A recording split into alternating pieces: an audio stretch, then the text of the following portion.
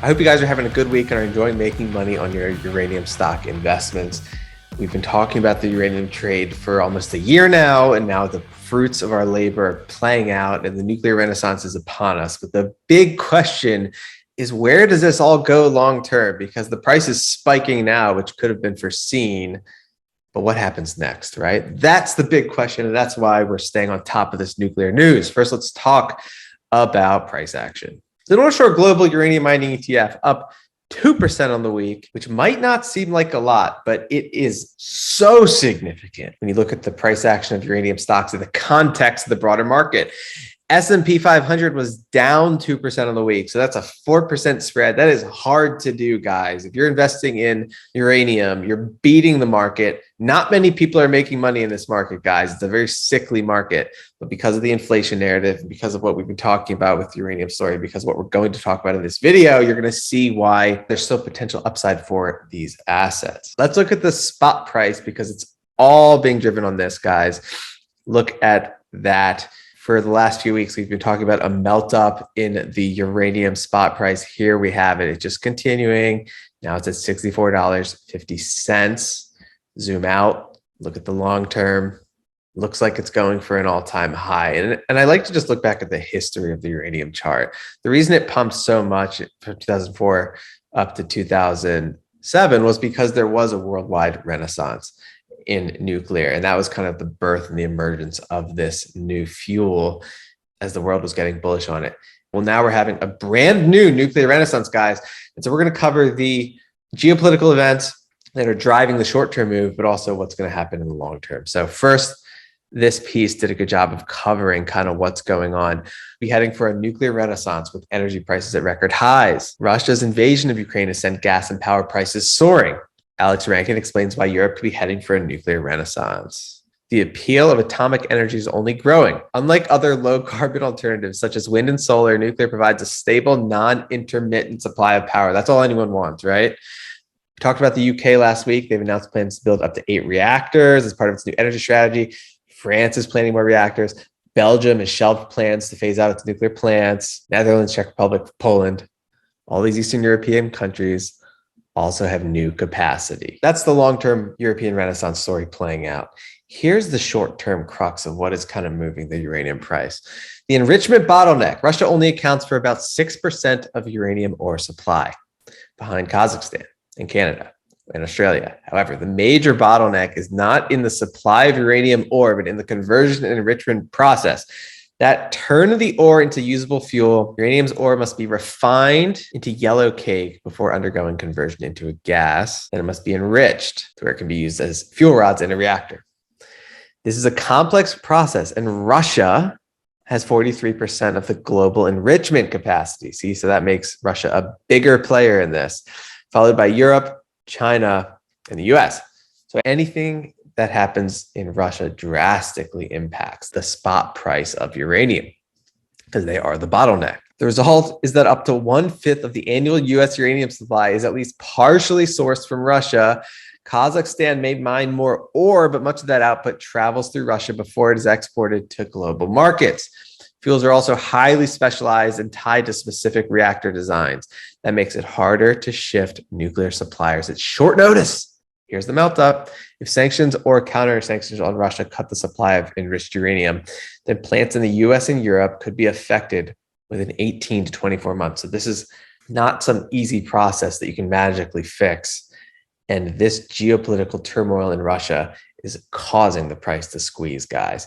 Look at this insight out of John Quakes. Today, there are unconfirmed reports that Russia is prepared to formally declare war on Ukraine, which could potentially force the world's largest uranium producing nation, Kazakhstan, into war.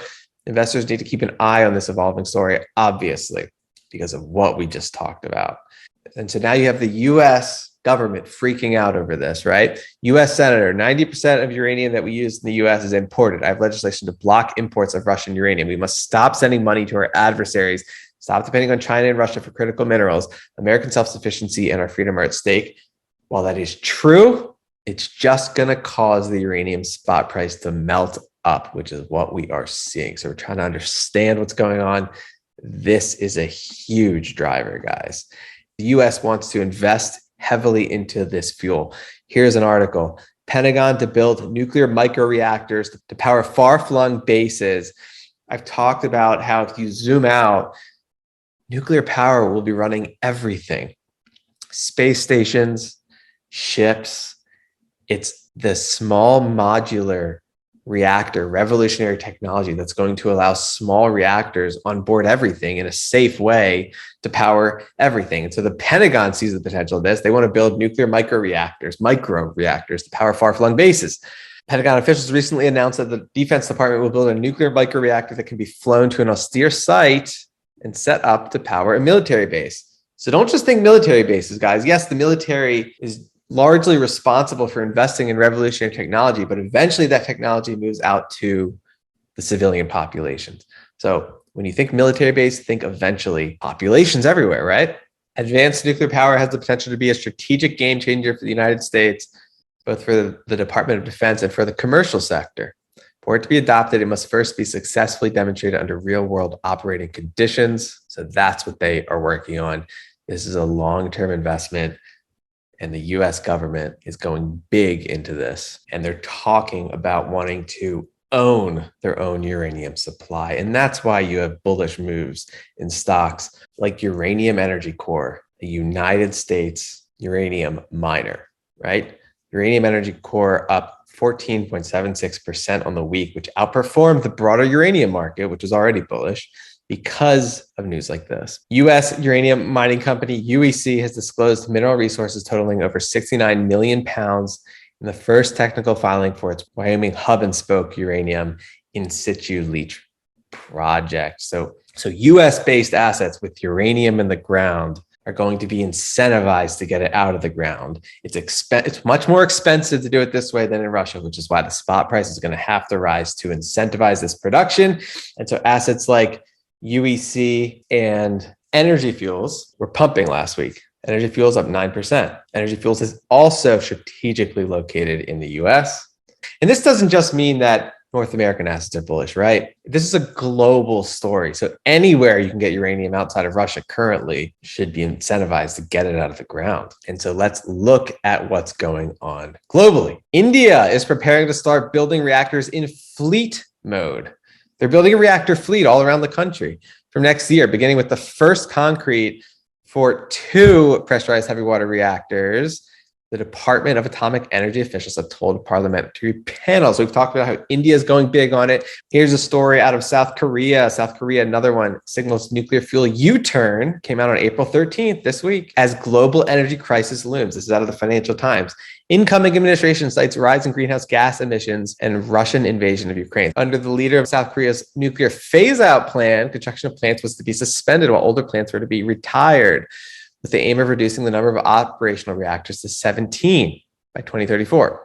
But South Korea's incoming government will reverse the country's nuclear phase-out plan, which had been criticized for intensifying the East Asian country's dependence on fossil fuels. And so let's go into some news out of Bank of America, one of the largest research firms in the world. Uranium prices have spiked 50% this year and are set to climb further on stockpiling and risk of bans on Russia exports. Bank of America says the investment bank raised its uranium price estimates for 2022 through 2027 by 20% on average. So they get it. They're doing the research. They're paying people to research this space. The Bank of America is obviously bullish on uranium for these reasons. And then I want to close out on this. War in Ukraine generates interest in nuclear energy despite danger. This is out of the Washington Post. European nations are weighing climate benefits against perils of putting nuclear power plants in harm's way. So these are the pros and cons. The pros are long-term, energy-dense, inexpensive, clean, green energy versus, quote, the perils of putting nuclear power plants in harm's way. And if the safety issue is the only concern, we've talked about how it's one of the safest forms of fuel production. If you look at the very minuscule probability of anything happening, just look at the track record of uranium over the last few decades.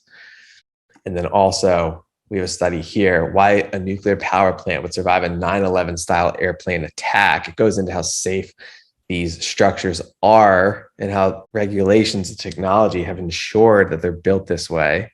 Of course, plants are protected by experienced personnel who have trained extensively with sophisticated security plans. However, the most effective deterrent to potential attackers is the actual construction of the plants, which are among the most robust industrial factories ever built. The reactor building is made of reinforced concrete, and the reactor vessel holding the fuel is made of steel more than a foot thick. Furthermore, the fuel itself is encased in a solid metal alloy that is difficult to breach. All the equipment and piping are ruggedly constructed, and any equipment not located in the reactor building is housed in areas that are also strongly built. To give an idea on how tough this material is, Sandia National Laboratories in 1998 crashed an F-4 Phantom jet into the same sort of reinforced concrete that is used to construct nuclear power plants. The result, the jet was obliterated and the concrete was more or less fine. The worst scar was less than 2.5 inches deep. That's how strong the stuff protecting these nuclear power plants is. And so literally nothing is stopping the nuclear renaissance from unfolding, especially not safety concerns. And so all this demand is meaningless for if you're investing in a commodity, if the supply outweighs the demand.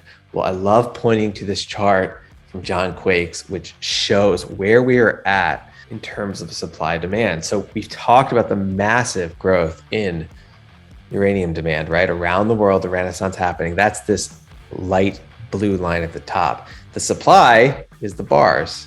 And you can see the bars are below the demand, especially when you look out into the future. So the story short term is bullish because of the geopolitical conflicts moving away from Russia, people investing in a more expensive uranium supply, especially in the United States. And long term, it's incredibly bullish as the nuclear renaissance unfolds.